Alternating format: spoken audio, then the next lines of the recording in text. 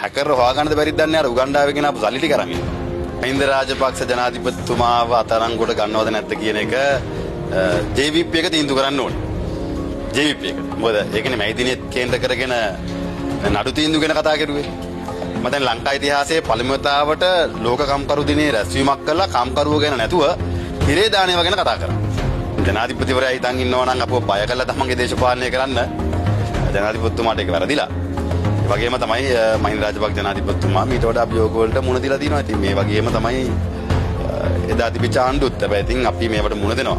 ඒ වගේම තමයි ජනාධිපති මහින්ද රාජපක්ෂ ජනාධිපතිතුමාට එන්න කියලා තියෙනවා කියලා කියන්නේ අර බලහත්කාරයෙන් බය කළා මරණ තර්ජනය කළ කට උත්තරයක් ලියාගත්තා කියලා දියුණු ප්‍රකාශයක් දීලා තිබ්බේ. අන්නේ දියුණු ප්‍රකාශයක් දීපු කෙනායි කට උත්තරේ සම්බන්ධයි. හැබැයි ඉතින් ඒ දියුණු ප්‍රකාශකකින් ඔහු දැනුම් දීලා තියෙනවා අධිකරණයටත් ඔහුගෙන් කට උත්තරේ ලියාගත්තේ මරණ තර්ජනය එල්ල කළා කියලා.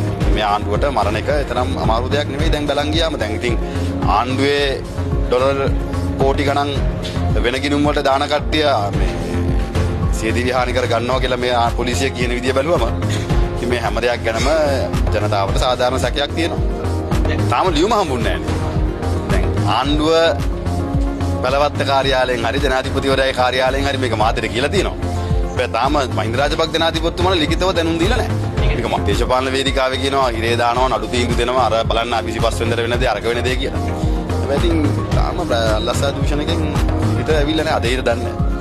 පැහැදිලිවම ආණ්ඩුව ගල් අඟුරු වලින් වෙච්ච පාඩුව. ඒ වංචාව නිසා මේ රටේ ජනතාවට වෙච්ච පාඩුව. ගල් අඟුරු වංචාව නිසා අධික විදියට ඩීසල් මිලදී ගන්න ආණ්ඩුවට සිද්ධ වුණා. ලෝක වෙළඳ පොලේ වැඩිම ලන්සුවට මිලදී ගත්තු ඩීසල් මිලදී ගත්තු රට බවට අපි පත් වෙලා තියෙනවා. ආණ්ඩුවේ නොහැකියාව සහ ආණ්ඩුවේ වංචාව. ඒ වගේම තමයි එක පැත්තකින් හැකර් කෙනෙක් ඇවිල්ලන්න ඩොලර් මිලියන 2.5 කෝටි 80කට වැඩි ප්‍රමාණයක් අරන් ගිහලා කිව්වනේ.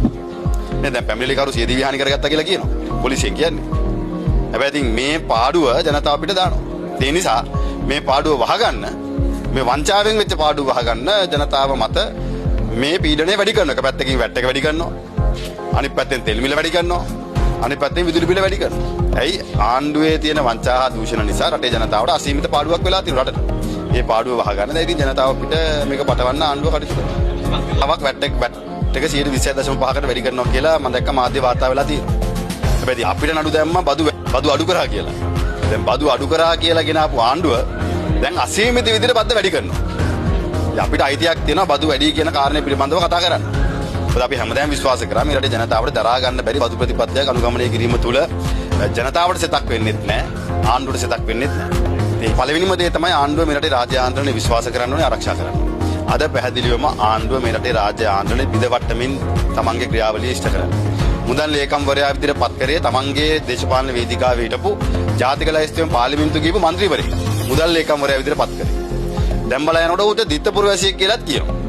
ඌ දිත්තපුර වැසියෙක් කියලාත් කියනවා. ඒ පිළිබඳව තාම ඌගේ පැත්තෙන් ආණ්ඩුව පැත්තෙන් ප්‍රකාශයක් වෙලා නැහැ. හැබැයි ඌ පාර්ලිමේන්තුවේ ඉඳලා තියෙනවා. පාර්ලිමේන්තුවේ දිත්තපුර වැසියන්ට ඉන්න බැරි නම් ඔහු පාර්ලිමේන්තුවට රටට බොරු කියලා තමයි පාර්ලිමේන්තුව ඇවිල්ලා තියෙන්නේ. ඒ පිළිබඳව මුදල් ලේකම්වරයා ප්‍රකාශයක් කරන්න ඕනේ.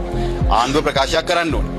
ප්‍රාදේශීය ලේකම් කාර්යාලවලට පක්ෂයේ නිලධාරීන් දාලා ඒ පක්ෂයේ නිලධාරීන්ට වාහන දීලා මුදල් දීලා තමන්ගේ දේශපාලන කර්තව්‍ය රාජ්‍ය ආන්දරණය ඇතුලේ ක්‍රියාත්මක කරවන්න උත්සාහ කරනවා කියලා අපි දැක්කා. ඉතින් මේ